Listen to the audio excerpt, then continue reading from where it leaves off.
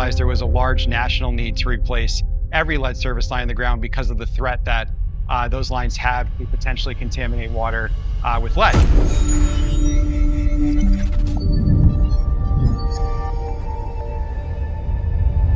So I am very privileged to lead our dedicated effort within Brita that solely focuses on helping municipalities with their lead reduction and really water contaminant journeys. Dan Tudesco is celebrated as a member of this year's Hydro20 for leading Brita's efforts to partner with hundreds of communities and provide filters that remove toxic lead. He collaborates with water utilities to provide a critical tool for people to protect their health, turning a moment of uncertainty to one of support and safety. We've been working with now over 320 communities on their lead reduction efforts, and so every time they replace a lead service line, they need to provide filtration to residents that had their line replaced because there's still a risk of lead contamination for a period of time after that line's been replaced. And so that's typically a pretty scary moment for that person that has been impacted by this. And so the city will typically come to them or let them know that they have a lead service line, and there's a period of time between then and when that line's actually replaced. They'll provide the utility a pitcher filter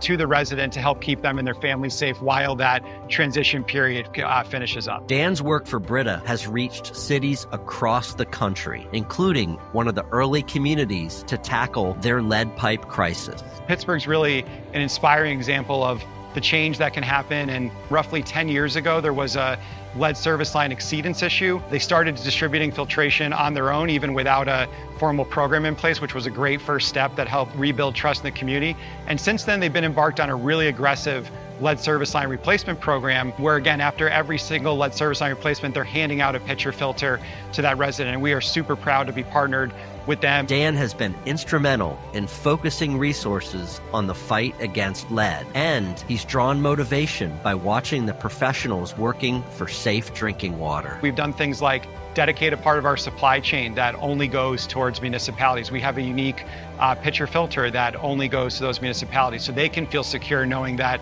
if there's a sudden need or they want to embark on their projects quicker, that we're able to meet that need for them. I'm also constantly inspired by the utility leaders and the utility professionals that are doing the work every single day.